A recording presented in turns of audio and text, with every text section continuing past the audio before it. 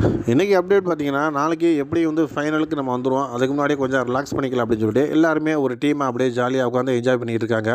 அந்த டைமில வந்து பார்த்தீங்கன்னா, கண்மணிக்கு வந்து ஒரு ஃபோன் வருது. அந்த ஃபோன் கால்ல வந்து "ஜீவா நான் தான் பேசுறேன். இங்க வா கண்மணி" அப்படின்னு கூப்பிடுறாரு. ஸோ ஜீவா ஏதோ கூப்பிடுறாருன்னு சொல்லிட்டு என்ன பண்றாங்க, கண்மணி எந்திரிச்சு அந்த இடத்துக்கு போயிடுறாங்க. மித்தவங்க எல்லாருமே ஒரு கேம் விளையாடுறாங்க. அந்த கேம்ல எல்லாருமே சந்தோஷமா விளையாண்டுக்கிட்டு இருக்காங்க. ஒரு டைமுக்கு பின்னாடி பார்த்தீங்கன்னா, நம்ம கண்மணிய வந்து தேட ஆரம்பிச்சுறாரு அன்பு. ஆனா அவங்க எங்க இருக்காங்க காணாம, இந்த கேமுக்குள்ளயே ஆள் இல்லையே அப்படின்னு சொல்லி தேடுறாப்புல. இந்த கேப்ல வந்து என்னன்னு பார்த்தீங்கன்னா, அபர்ணா வந்து ஒரு டைம்ல நல்ல ஒரு சந்தர்ப்பம் கிடைச்சிருக்கு. நமக்கு வந்து அன்பு சார்ட்ட வந்து நம்முடைய காதல சொல்லணும் அப்படின்னு சொல்லிட்டு, அவங்களும் என்ன பண்ணிட்டாங்கன்னா, அப்படியே அன்ப இறுக்கி பிடிச்சுக்கிட்டு, "நான் உங்கள காதலிக்கிறேன்" அப்படின்றத சொல்றதுக்கு அவங்க முயற்சி பண்றாங்க. ஆனா, அவங்க சொல்றத வந்து அன்பு கேட்காம கண்மணிய தேட போயிறாரு. ஆனா, அந்த இடத்துல வந்து பார்த்தீங்கன்னா, வெண்ணிலா அவர் வந்து பொறுமையா கேட்குறாங்க. கேட்டுட்டு ஒரே கோவம் வந்துருது வெண்ணிலாவுக்கு. என்ன அப்படின்னு பார்த்தீங்கன்னா, நானே ஏற்கனவே அன்ப அடையறக்கு எவ்வளோ முயற்சி பண்ணிக்கிட்டு இருக்கேன். இந்த கேப்ல இவ வேற உள்ள வந்து தேவையில்லாம வந்துட்டு இருக்காளேன்னு சொல்லிட்டு அபர்ணா மேல ரொம்ப கோவப்படுறாங்க.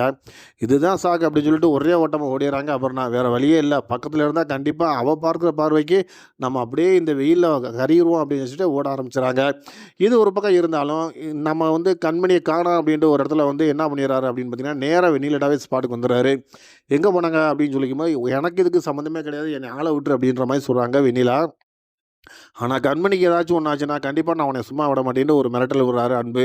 இது ஒரு புறம் இருக்கும்போது, ஜீவா தான் ஃபோன் பண்ணி கூப்பிட்டுருக்காரு அப்படின்னு தெரிஞ்சுக்கிட்டு என்ன பண்றாருன்னா, நேரா ஜீவா ரூமுக்குள்ள போறாரு. "என்னங்க இந்த மாரி கண்மணிய நீங்க தான் கூப்பிட்டீங்களாம்ல, கண்மணிய காணோம்" அப்படின்னு கேட்கும்போது, "கண்மணிக்கு நான் எங்க ஃபோன் பண்ணி, நான் ஃபோன் பண்ணவே இல்லைன்னு" சொல்லிட்டு முழு போதையில இருக்காரு நம்ம ஜீவா. ஸோ ஜீவாவ என்ன பண்ணியிருக்காங்கன்னு பார்த்தீங்கன்னா, ஃபுல்லா சரக்கு வாங்கி ஊத்தி விட்டு, ஜீவா ஃபோன்ல இருந்தே கண்மணிக்கு ஃபோன் பண்ணியிருக்காங்க. ஃபோன் பண்ணி கண்மணிய கடத்தியிருக்காங்க. அது வந்து கன்ஃபார்ம் ஆயி போது. ஆனா கடத்துனவங்க வந்து கண்மணிய எங்க வச்சிருக்காங்க அப்படிங்கிறது வந்து ஒரு சீக்ரெட்டா இருக்கு. இன்னும் சொல்ல போணும்னா, இந்த ப்ரோமோவிலே ஏற்கனவே காமிச்சிருக்காங்க. கண்மணிய வந்து ஏற்கனவே கடல்ல தூக்கி போற மாதிரி. இந்த ஐடியா எல்லாமே பண்ணது வந்து வெண்ணிலா தான். வெண்ணிலா வந்து